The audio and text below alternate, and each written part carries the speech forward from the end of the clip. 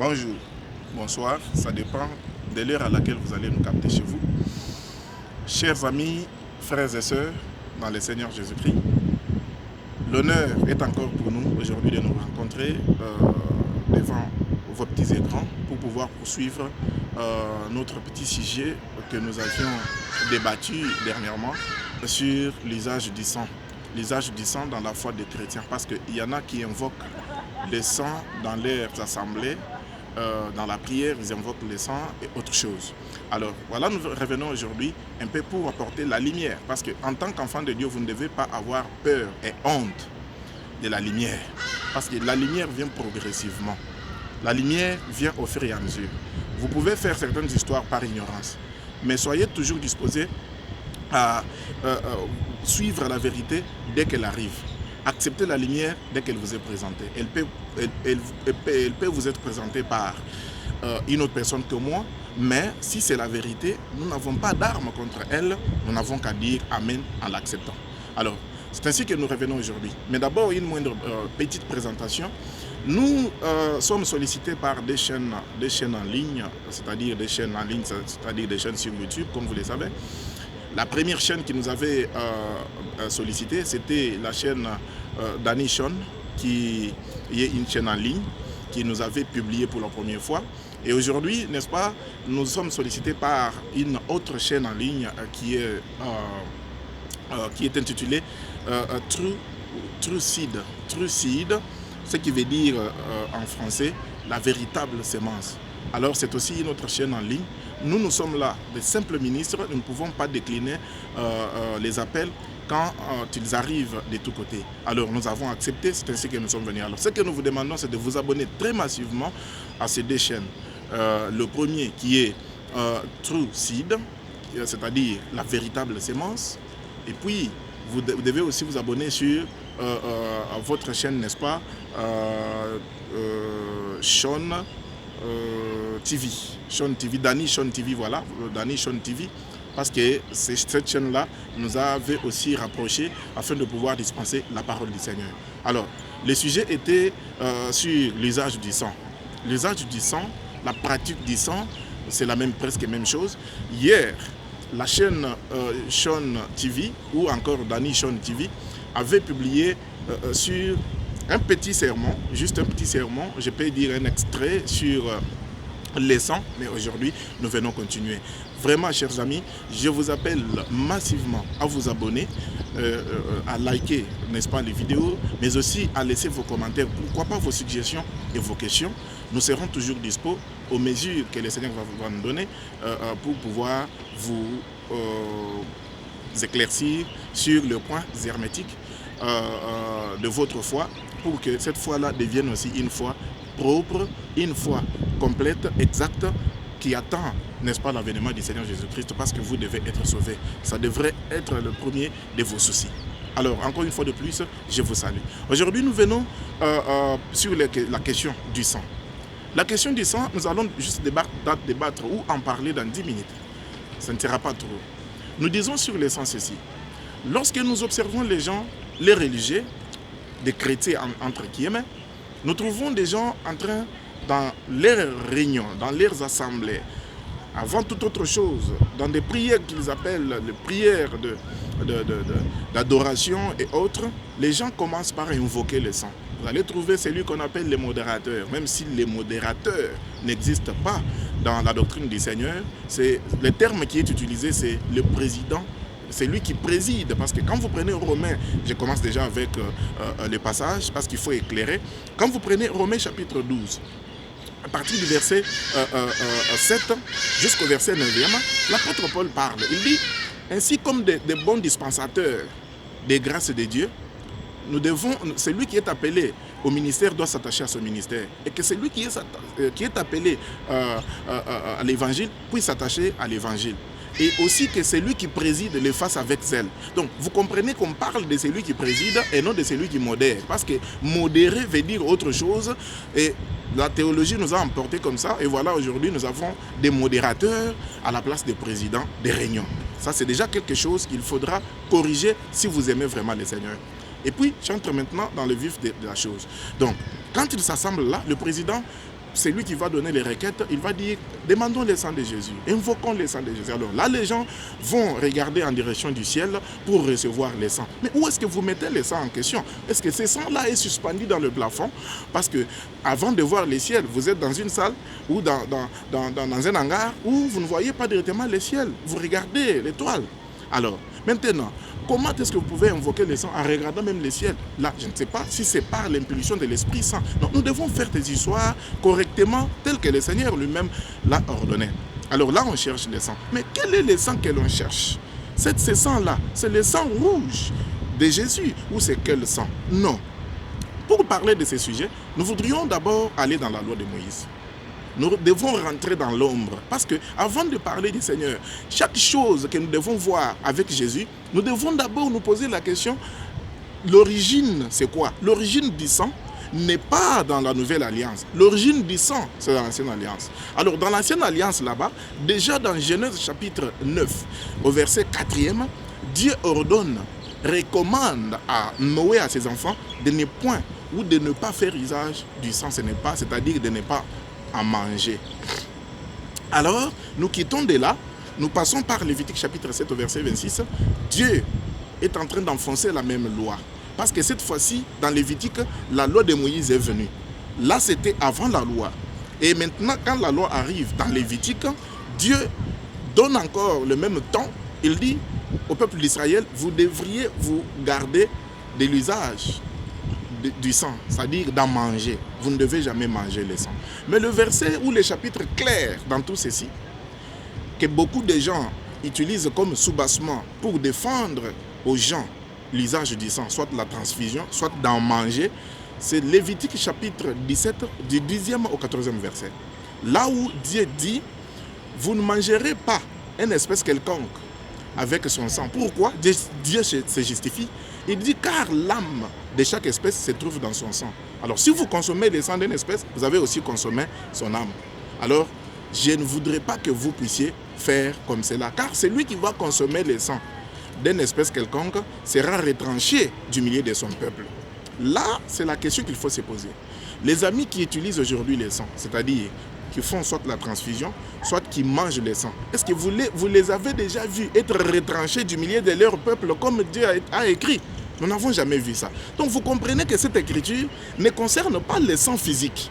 Là, je vous interpelle, chers amis, nous attendons l'avènement glorieux de Jésus-Christ notre Seigneur, d'où nous devons mettre notre foi au propre et nous devons en tirer toutes les conséquences au cas où nous résistons à la parole du Seigneur. Alors, le sang en question était interdit, c'était la question, le sang des espèces, c'est-à-dire des animaux quelconques ou des oiseaux, ainsi de suite. Dieu ordonne à ce que le sang soit couvert de la poussière. Maintenant, quand nous prenons le Seigneur Jésus-Christ, oh, que le Seigneur soit béni, parce que c'est de Jésus qu'il s'agit, nous disons très bien que cette interdiction de prendre le sang est restée depuis un temps. Mais quand la période du Seigneur Jésus-Christ arrive, la période de réformation, le Seigneur a réformé les choses. C'est lui qui nous a montré le vrai sang. Parce que quand tu viens dans Jean chapitre 6, au verset 53, il ordonne à ses disciples, il leur dit, celui qui ne mange pas ma chair et qui ne boit pas mon sang n'est pas digne de moi et ne peut pas avoir la vie en lui. J'ai béni le Seigneur. Maintenant, nous comprenons tous ensemble que le sang dont il est question là-bas, c'est la vie. Voilà pourquoi Dieu avait ordonné que le sang ne soit pas consommé. Le sang, c'est la vie. Jésus-Christ est clair. Il dit que celui qui ne boit pas mon sang n'aura pas la vie en lui. Donc, celui qui consomme le sang de Jésus a la vie en lui. Donc, nous comprenons directement, sans tarder, que le sang, c'est la vie. Maintenant, je vais vite aller pour expliciter la chose. Comme le sang, c'est la vie, nous sommes partis depuis la loi, vous comprendrez qu'il ne pouvait pas y avoir vie dans la loi de Moïse. Voilà pourquoi il y avait interdiction de manger. Comme on ne consommait pas le sang, c'est qu'il n'y avait pas la vie. Et c'est pourquoi nous comprenons que la lettre tue dans la bouche de l'apôtre Paul. La lettre tue, mais c'est l'esprit qui vivifie. J'ai béni le Seigneur pour ça. Donc vous comprenez que le sang donne la vie. Le Seigneur dit que celui qui ne consomme pas mon sang ne peut pas avoir la vie en lui. Et maintenant il dit que la lettre tue, l'apôtre Paul, la lettre tue, mais c'est l'Esprit qui vivifie. Quand nous venons même dans Jean chapitre 6e, au verset 3, le Seigneur éclaire, depuis le verset 1er jusqu'au 3e, il dit ceci, il dit, la chair ne sert de rien. Le verset 3, la chair ne sert de rien, mais c'est l'Esprit qui vivifie. Donc vous comprenez que vivifier, c'est-à-dire donner la vie. Qu'est-ce qui donne la vie? C'est l'Esprit. C'est que le sang de la loi avait comme image, c'était l'ombre du Saint-Esprit. Comme aujourd'hui maintenant, nous avons l'Esprit Saint qui nous est venu de la part du Seigneur, nous n'avons pas encore à faire usage ou à utiliser le sang dans le sens là-bas. Maintenant, vous pouvez manger le sang, vous pouvez vous faire transfuser parce que ce sang en question, ce n'est pas encore le sang véritable que nous avons. Ce n'est pas le sang véritable. Parce que le véritable sang, c'est plutôt l'Esprit du Seigneur. Et l'Esprit du Seigneur, selon le verset 3 de Jean chapitre 6 que je viens de donner, il dit que la chair ne sert de rien, mais c'est l'Esprit qui vivifie. Les paroles que je vous ai dites sont esprits. Donc vous comprenez que quand vous prenez ces choses que je vous dis, vous allez comprendre que le sang de Jésus, c'est sa propre parole. C'est l'Esprit Saint. Donc celui qui est rempli de l'Esprit Saint, celui-là est dans le sang du Seigneur Jésus-Christ. Parce que le sang, ce n'est pas un sang physique. Pourquoi j'ai dit ça? Le Seigneur Jésus-Christ dit à la femme samaritaine que femme, vous adorez ce que vous ne connaissez pas. Et quand il avance, il dit que l'heure vient, elle est déjà venue, où les vrais adorateurs adoreront le Père en esprit et en vérité. Ça, c'est un verset que beaucoup de gens ne comprennent pas. Et ils tombent totalement KO. Mais comme on ne fait que regarder de l'avant, les gens s'entêtent et continuent dans leur mauvais chemin. Aujourd'hui, c'est une interpellation. Je vous demande de vous repentir au nom du Seigneur Jésus-Christ et de suivre la vérité. Parce que si nous revenons seulement à ces 7 versets de Jean chapitre 4, verset 24, l'heure vient, elle est déjà venue, où les vrais adorateurs adoreront le Père en esprit et en vérité. Quand Jésus-Christ parle de vrais adorateurs, c'est qu'il met en évidence les faux, les mauvais, les faux adorateurs. Parce qu'il ne peut pas y avoir vrais adorateurs sans qu'il y ait aussi de faux adorateurs de notre côté. Alors, quand le Seigneur dit, l'heure vient, elle est déjà venue, où les vrais adorateurs adoreront, c'est que ceux qui n'adorent pas en esprit et en vérité, ce sont de faux adorateurs. Or, quand nous posons la question maintenant, c'est quoi adorer en esprit et en vérité? Nous devons d'abord répondre cependant à une petite question, c'est quoi l'esprit et c'est quoi la vérité?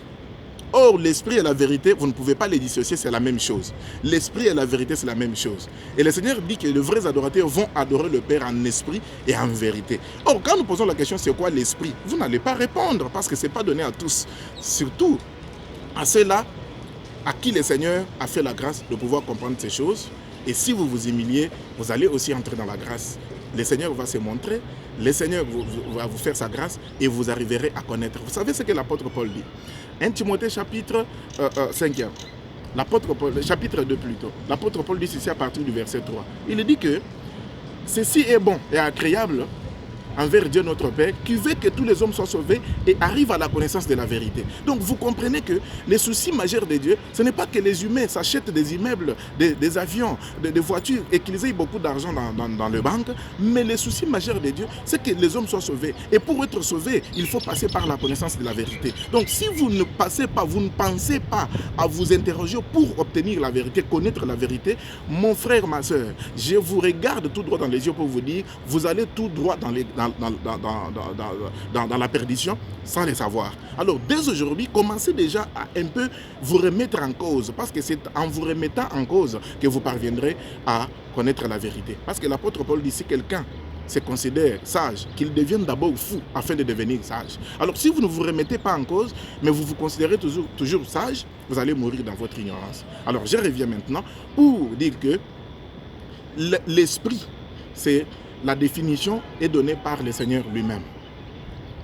Il dit dans Jean chapitre 6 que je viens de donner, le verset 3, il dit les paroles que je vous ai dites sont esprit. Donc la définition de l'esprit, c'est les paroles du Seigneur, en d'autres termes son enseignement. C'est lui qui a l'enseignement ou la doctrine de Christ du Seigneur dans sa totalité, il a n'est-ce pas, l'Esprit Saint. Et le Seigneur aussi dit par la bouche de ses envoyés, les apôtres, il dit dans deuxième épître de Jean, au verset au verset 9 et 10, il dit, si quelqu'un va plus loin et ne demeure pas dans la doctrine de Christ, il n'a point Dieu. Donc vous pouvez sauter, vous pouvez bien danser, vous pouvez sauter comme vous voulez, plus haut, faire des miracles, mais si vous n'êtes pas dans la doctrine de Christ, vous n'avez point Dieu, d'où déjà, vous êtes des exorcistes et vous n'êtes pas des serviteurs de Dieu. Quand on voit des gens qui prophétisent, des gens qui font des miracles devant les gens, nous disons qu'ils doivent faire ceci. Tout ceci doit se faire dans la parole, dans la doctrine. Si vous produisez des miracles en dehors de la doctrine du Seigneur, mais c'est facile à comprendre. Vous les faites non par Dieu, mais par Satan. Parce que le diable aussi fait des miracles. Alors, vous comprendrez que la vérité, c'est simple. La vérité aussi, c'est Jean chapitre 17, le verset 17e. Le Seigneur a dit, Père, sanctifie-le par ta vérité, car ta parole est la vérité. Donc vous comprenez que la vérité, c'est la parole, toujours de l'évangile, tandis que l'esprit, c'est les paroles du Seigneur. C'est pourquoi j'ai dit que vous ne pouvez pas dissocier les deux. Alors ils sont ensemble. J'ai béni le Seigneur pour aujourd'hui. Alors, je vous laisse pour que vous puissiez encore méditer sur ça. Vous comprendrez que le sang de Jésus, ce n'est pas le sang physique. Le sang de Jésus, c'est son esprit, c'est le Saint-Esprit. C'est ça le sang en question. Parce que le sang procurait la vie. La vie était dans le sang. Alors, comme Jésus-Christ est venu, quand il demande que nous consommions son sang, c'est lui qui consommait le sang de Jésus, c'est-à-dire avoir le Saint-Esprit. Or, le Saint-Esprit provient des paroles du Seigneur. Tout celui qui a accepté la doctrine, l'enseignement total du Seigneur Jésus-Christ, cette personne-là, c'est une personne remplie du Saint-Esprit. Il n'a pas à regarder au ciel, la personne n'a pas à bouger son corps pour dire que voilà, maintenant, j'ai le Saint-Esprit. Non, l'Esprit Saint du Seigneur est en lui. Quand tu auras autre chose, nous en parlerons. Alors aujourd'hui, que la paix et la grâce du Seigneur vous soient données abondamment de la part de Dieu le Père et de notre Seigneur et Sauveur Jésus-Christ. Ciao.